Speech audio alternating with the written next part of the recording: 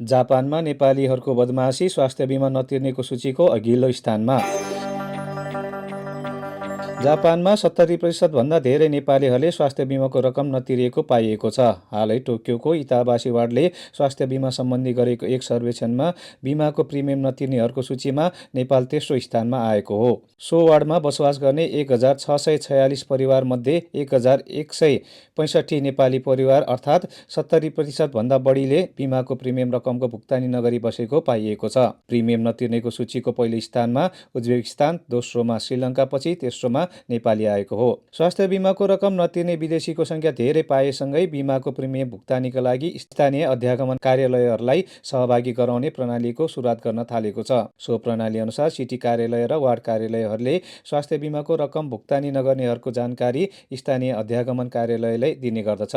Yokohama city र तोसिमा वार्डमा परीक्षणको रूपमा यस्तो प्रणालीको सुरुवात गरिसकेको समाचारमा जनाइएको छ।